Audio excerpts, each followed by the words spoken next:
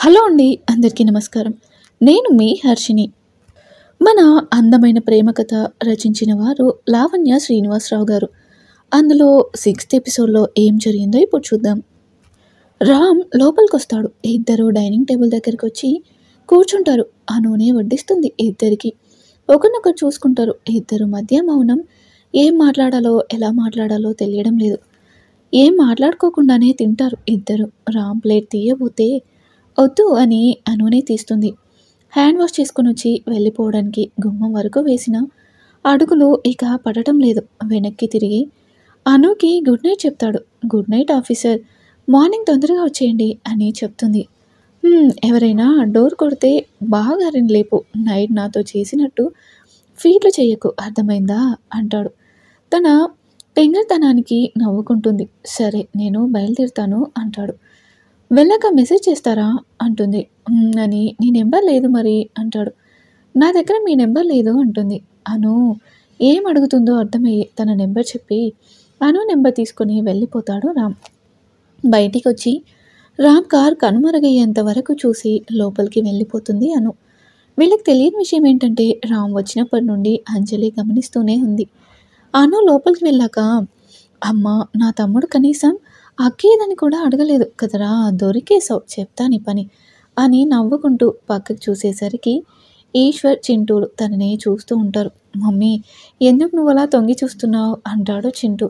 ఏం లేదురా, ఊరికే. నాన్న, నువ్వు ఇంకా పడుకోలేదా అంటుంది.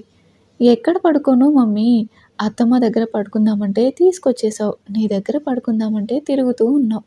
నువ్వు అలా తిరుగుతూ ఉంటే ఏమైందో అని నీతో పాటు నీ వెనకాలే తిరిగి తిరిగి కాళ్ళ నొప్పులు పుట్టి వచ్చి కూర్చున్నా అంటాడు. ఓ సారీ నాన్న, దా పడుకుందు గాని అని నిద్ర పుచ్చుతుంది.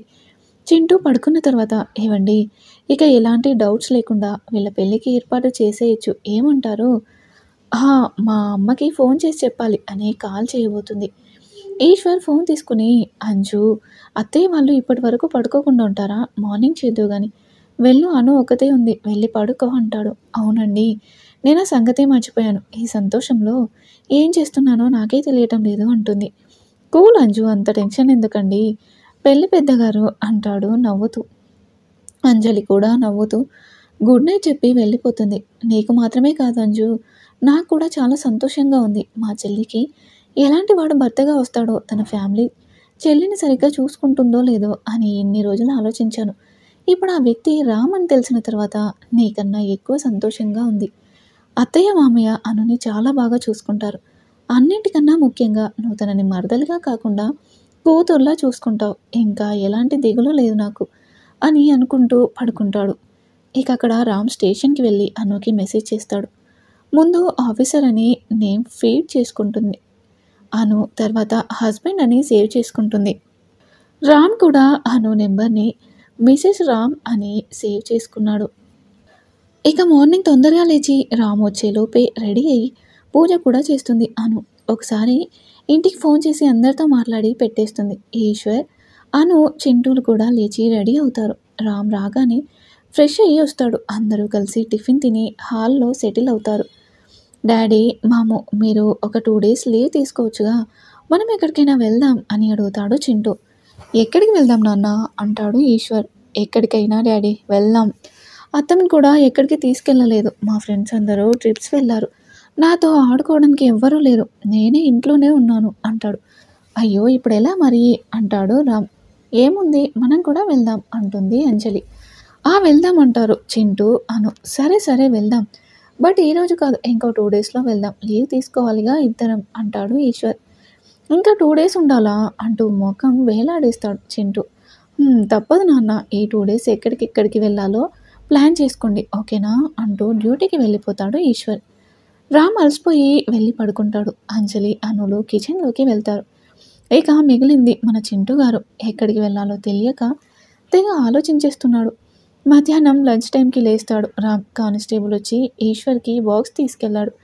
తినేసి రామ్, అను, చింటూ ముగ్గురు వీడియో గేమ్స్ ఆడుతూ ఉంటారు. అంజలి సర్దేసి వచ్చి ఎప్పుడు వీడియో గేమ్సే కాదు, ఇంకా చాలా ఉన్నాయి ఆడడానికి అని చెప్పి క్యారమ్ బోర్డ్ తీస్తుంది. నలుగురు 2 టీమ్స్గా కలిసి ఆడతారు. రామ్, చింటూ ఒక టీం, అను, అంజలి ఒక టీం. అనుకి అంతగా రాకపోయినా అంజలి చాలా బాగా ఆడుతుంది. రామ్ కూడా ఎక్కడా తగ్గడు. లాస్ట్ కాయిన్ కొట్టేటప్పుడు అనుని చూస్తాడు. ఓడిపోతామని ముఖం డల్‌గా పెట్టుకుంటుంది. కరెక్ట్‌గా కొట్టేవాడల్లా కావాలనే పక్కకు కొడతాడు. "అయ్యో! ఏంటి మాము నువ్వు ఇప్పటివరకు సూపర్‌గా ఆడి లాస్ట్‌లో ఇలా చేశావు" అంటాడు చింటూ.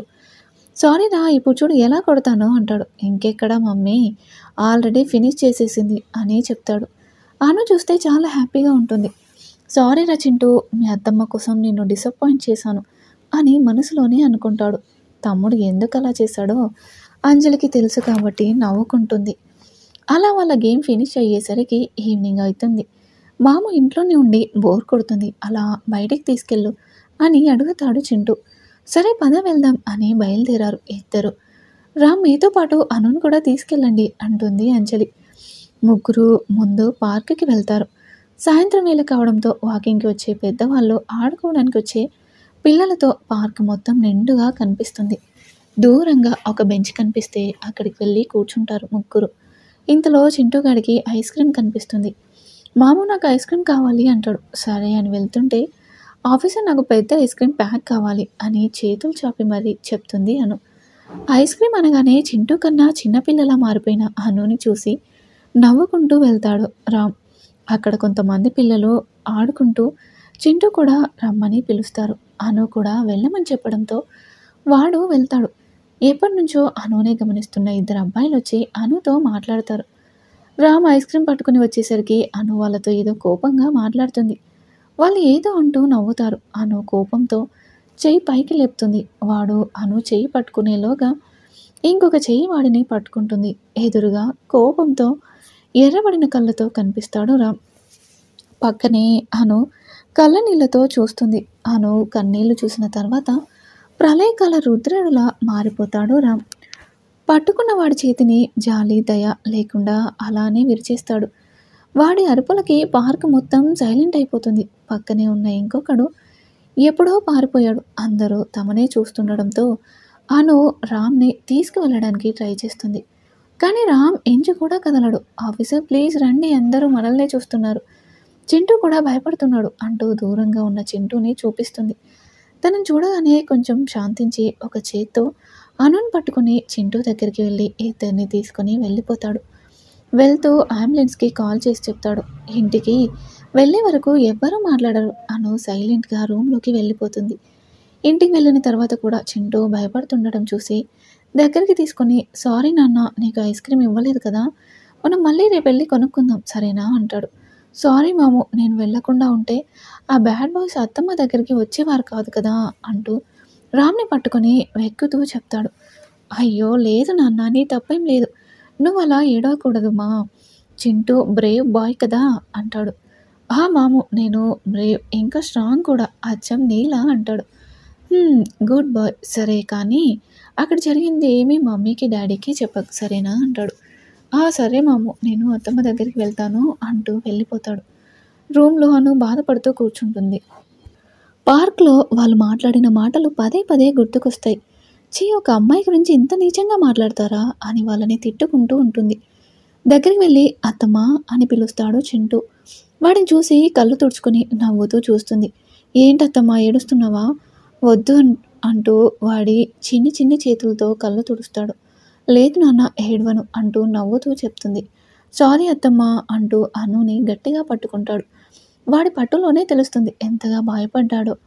రామ్ వచ్చి డోర్ నాక్ చేస్తాడు. ఇద్దరు డోర్ వైపు చూసేటప్పటికీ లోపలికి వస్తూ కనిపిస్తాడు.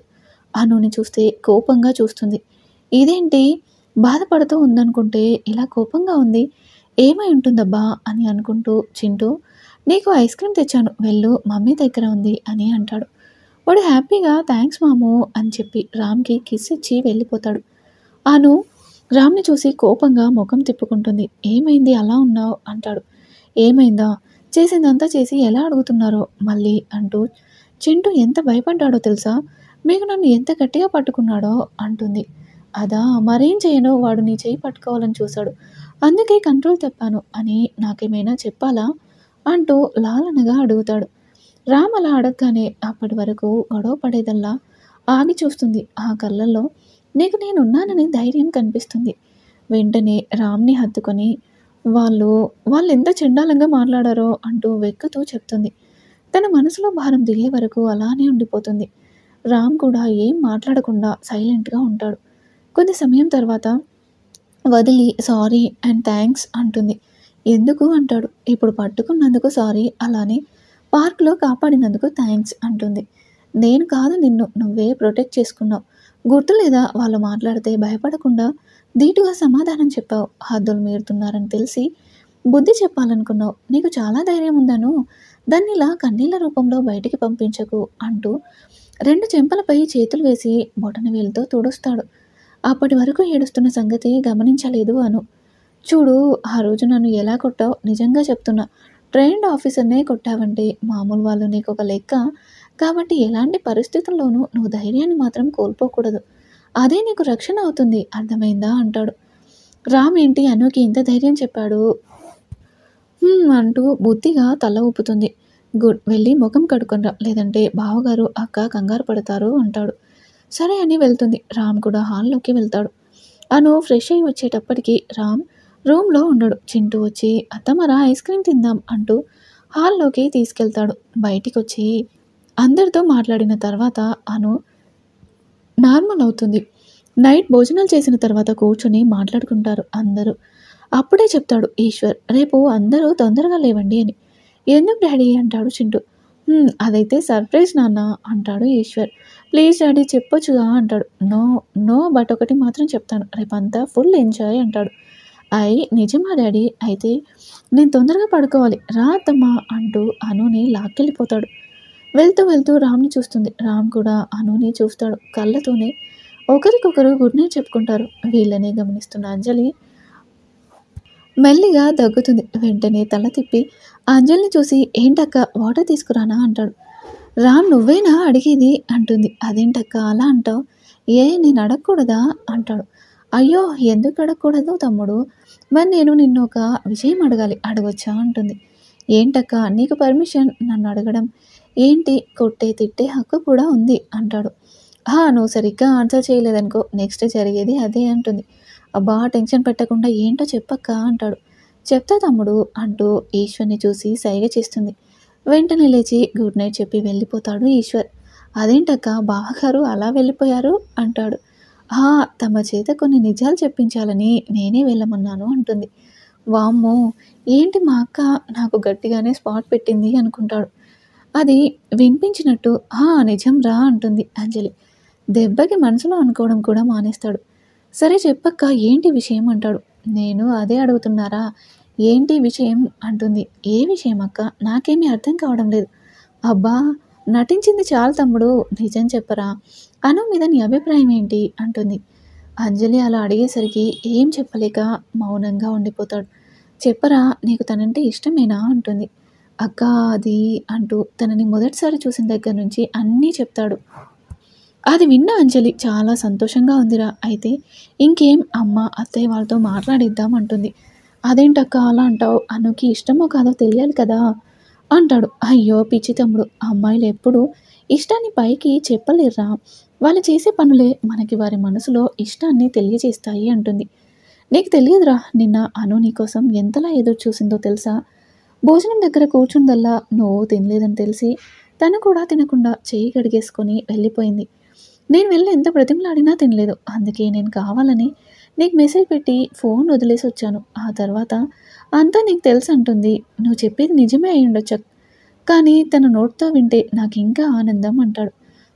నువ్వు మీ బావగారు ఒకేలా మాట్లాడుతున్నారా అంటుంది. ఏంటక్క నువ్వనేది? బావగారికి తెలుసా అంటాడు. తెలుసురా అంటుంది. అయ్యో, బావగారు ఇప్పుడు ఏమనుకుంటారో అంటాడు. నువ్వేం భయపడకు, ఆయనకి ఇష్టమే అంటుంది నవ్వుతూ.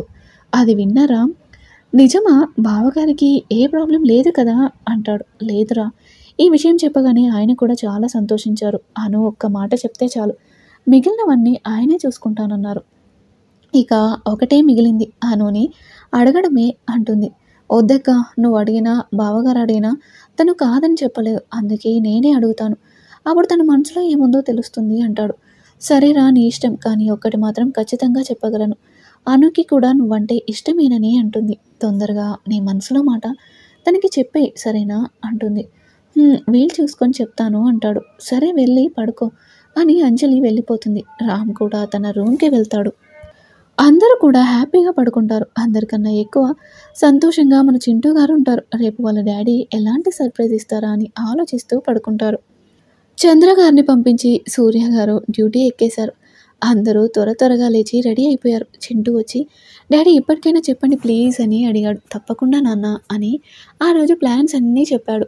రామ్, ఈశ్వర్ ఇద్దరూ లీవ్ తీసుకున్నారు. వెంటనే చింటూ డాన్స్ వేయడం మొదలుపెట్టాడు. అందరూ వాడిని చూసి నవ్వుకొని బయలుదేరారు. ముందుగా గుడికి వెళ్ళి అక్కడి నుంచి ఎగ్జిబిషన్‌కి వెళ్లారు. అక్కడ ఎన్నో రకరకాల బొమ్మలు, పిల్లలకి గేమ్స్ ఉన్నాయి. చింటూ ఫుల్ ఖుష్ అయిపోయి అన్నింటిని ఒక రౌండ్ వేసేశాడు. వాడితో పాటు అందరూ చిన్న పిల్లలుగా మారిపోయి హ్యాపీగా ఎంజాయ్ చేశారు. తర్వాత లంచ్ చేసి మూవీకి వెళ్లారు. అక్కడి నుంచి మాల్‌కి వెళ్ళి అందరి కోసం బట్టలు తీసుకున్నాడు ఈశ్వర్. రామ్ మాత్రం ఎవ్వరికీ తెలియకుండా అనూకి స్పెషల్‌గా తీసుకున్నాడు. అప్పుడు ఈవినింగ్ టైం 5:45 అవుతుంది. మాల్‌లో ఒక అనౌన్స్‌మెంట్ వినిపించింది. ప్లీజ్ ఎవరు బయటకు వెళ్ళకండి. ఈరోజు వాలెంటైన్స్ డే సందర్భంగా మేము ప్రోగ్రామ్ కండక్ట్ చేస్తున్నాం. అందరికీ ఈ రోజుని మాతో కలిసి మెమరబుల్‌గా గుర్తుండిపోవాలని మా ఈ ప్రయత్నం. దయచేసి మీ విలువైన సమయాన్ని మాతో గడపాలని కోరుకుంటున్నాం అంటారు. అందరికీ ఇష్టం అన్నట్టుగా ఒక్కసారిగా మాల్ మొత్తం కరతాళ ధ్వనులతో మారుమ్రోగిపోతుంది. అది చూసి మేనేజ్మెంట్ వాళ్ళు సంతోషిస్తారు. అందరూ ఎక్కడున్న వాళ్ళు అక్కడే ఉండండి.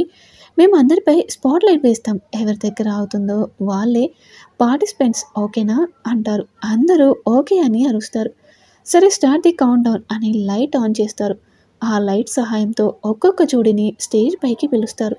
అప్పటికే 9 జంటలు సెలెక్ట్ అవుతారు. ఇంకొక జోడీనే ఉంది. అది ఎవరో తెలుసుకుందామా అని లైట్ ఆన్ చేస్తారు. అది కరెక్ట్‌గా రామ్, అనులపై ఆగుతుంది. వెంటనే చింటుగాడు యాహూ! మా అత్తమ్మ, మామ అంటూ అరుస్తాడు. రామ్, అను వెళ్ళడానికి ఇష్టపడరు. ఈశ్వర్, అంజలి ఏం పర్వాలేదని చెప్పి పంపిస్తారు. స్టేజ్ పైకి వెళ్ళిన తర్వాత కూడా అను టెన్షన్ పడడం రామ్ గమనించి ఏం కాదు భయపడకు అన్నట్టు కళ్ళు అర్పుతాడు. సరే అని తలూపుతుంది. ఇంకా గేమ్ స్టార్ట్ చేస్తారు. మొదటి రౌండ్‌లో ఒకరి చేతులు ఒకరు పట్టుకొని ఎదురెదురుగా నిల్చొని ఒకరి కళ్ళలో ఒక్కొక్కరు కళ్ళు అర్పకుండా చూసుకోవాలి. టైం లిమిట్ 2 మినిట్స్ అని చెప్తారు. అది వినగానే అను భయపడుతుంది. రామ్ ధైర్యం చేసి తన చేతులు పట్టుకొని ఎదురుగా నిల్చుంటాడు. అప్పటి వరకు టెన్షన్‌గా ఉన్నాను ఒక్కసారిగా అలా చూస్తూనే ఉండిపోతుంది. అభినయ నయనాల సోగ్గాడు చిరుచూపుతో మూసి నవ్వుల జడివాన కురిపించాడు. ఆ జల్లులలో అను ఎద తడిసి ముద్దయింది. రామ్ కూడా తమ చుట్టూ ఉన్న ప్రపంచాన్ని మర్చిపోయి అను కళ్ళలో బందీ అయిపోయాడు. టైం అప్ అని చెప్పినా సరే వినిపించుకోనంతగా ఉండిపోయారు ఇద్దరు. దగ్గరికి వెళ్ళి కదిపితే గాని ఈ లోకంలోకి రాలేదు. వెంటనే చేతులు వదిలేసి దూరంగా జరిగారు. అలా వాళ్ళని చూసిన ఈశ్వర్, అంజలి మాత్రం ఫుల్ ఖుష్ అయిపోయారు. ఆ మధుర క్షణాలను వారి ఫోన్లో బంధించేశారు. ఈ రౌండ్లో 5 జంటలు గెలిచాయి. సెకండ్ రౌండ్లో కళ్ళకు గంతలు కట్టుకొని ఎవరి పార్ట్నర్ని వాళ్ళు చేరుకోవాలి. స్టేజ్కి ఒకవైపు అబ్బాయిలని మరొక వైపు అమ్మాయిలని నిలబెట్టి గంతలు కట్టారు. తర్వాత వాళ్ళని అటు నుంచి ఇటు మార్చారు. ఇప్పుడు టైం లిమిట్ 3 మినిట్స్. 2 జంటలు ఈజీగా వాళ్ళ పార్ట్నర్ని కనిపెట్టి ఫైనల్ రౌండ్కి వెళ్ళారు. ఇంకా కేవలం ఒక్కరికే ఛాన్స్ ఉంది అనడంతో అందరూ టెన్షన్గా ఎదురు చూస్తున్నారు. అను కొంచెం ముందుకు వెళ్ళేటప్పటికి తన గుండె ఫాస్ట్గా కొట్టుకుంటోంది. ఇలా కేవలం రామ్ ఉన్నప్పుడు మాత్రమే జరుగుతుంది. అంటే ఆఫీసర్ ఇక్కడే ఉన్నారని చేతులు చాపుతుంది. ఆ చేతులని ఇంకో 2 చేతులు గట్టిగా పట్టుకున్నాయి. గంతలు తీసి చూశాక ఎదురుగా రామ్ ఉన్నాడు. వెంటనే నవ్వుతూ రామ్ని హత్తుకుపోయి ఆగిపోతుంది. ఇంకా ఫైనల్ రౌండ్. ఈ రౌండ్లో అబ్బాయిలు అమ్మాయిలకి ప్రపోజ్ చేయాలి.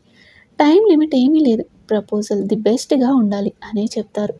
ఇప్పటి వరకు ధైర్యంగా ఉన్న రామ్ కొంచెం టెన్షన్ పడతాడు. అంజలి వైపు చూస్తాడు. ఇదే మంచి టైం, నీ మనసులో మాట చెప్పే అంటూ సైగ చేస్తుంది. అప్పటికే 2 జంటలు చాలా అందంగా గేమ్ని ఫినిష్ చేస్తాయి. ఇక మిగిలింది అను, రామ్. గట్టిగా ఊపిరి పీల్చుకొని ధైర్యంగా అను ముందుకు వెళ్తాడు. తొలి చూపులోనే నీ అందం నన్ను ఆకర్షించింది. ముద్దులకి నీ మోము చూస్తూ ఎన్ని యుగాలైనా గడిపేయొచ్చు. రోజు రోజుకి నీ అందంతో పాటు నీ వ్యక్తిత్వము, సంస్కారము, సభ్యత నిన్ను మరింత ఆరాధించేటట్లు చేశాయి. అన్నీ కలగలిపిన పుత్తడి బొమ్మవు నువ్వు అంటూ మోకాళ్ళపై కూర్చొని ఈ దీనుడిని ఇప్పటికైనా కనికరిస్తావా అని గులాబీ పువ్వు ఇస్తాడు. అను దానిని అందుకునేలోగా అందరూ చప్పట్లు కొట్టడంతో రామ్ తేరుకొని వెంటనే పైకి లేస్తాడు. పాపం అను ఆ ఫ్లవర్ తీసుకోలేదని చాలా ఫీల్ అవుతుంది. జడ్జెస్కి వాళ్ళ ప్రపోజల్ నచ్చడంతో అను రామ్లని విన్నర్స్గా అనౌన్స్ చేస్తారు. ఒక హార్ట్ షేప్లో ఉండే రింగ్స్ గిఫ్ట్గా ఇస్తారు ఇద్దరికి. వాళ్ళిద్దరిని అలా చూసి అందరూ సంతోషిస్తుంటే నాలుగు కళ్ళు మాత్రం నిప్పులు కురిపిస్తున్నాయి. స్టేజ్ దిగి ఈశ్వర్ వాళ్ళ దగ్గరికి వస్తారు ఇద్దరు. ఏ మా మాము అత్తమ్మ విన్ అయ్యారు, ఇంకా పార్టీ చేసుకోవాల్సిందే అంటూ అరుస్తూ ఉంటాడు చింటూ. తనపై ఇంత ప్రేమను పెంచుకున్న రామ్ని మైమర్చిపోయి చూస్తూ ఉంటుంది అను. తనని గమనిస్తున్నట్టు అనిపించి పక్కకి తిరుగుతాడు రామ్. వెంటనే తల తిప్పేసి చా దొరికిపోయావు అంటూ తల కొట్టుకుంటుంది. అది చూసి నవ్వుకుంటాడు రామ్. అందరూ హ్యాపీగా ఇంటికి బయలుదేరుతారు. ఎంతో కోపంతో డ్రైవ్ చేసుకుంటూ ఇంటికి వెళ్తాడు వినయ్. వెళ్ళగానే ఇంట్లో వస్తువులన్నింటినీ విసిరేస్తూ అరుస్తూ ఉంటాడు.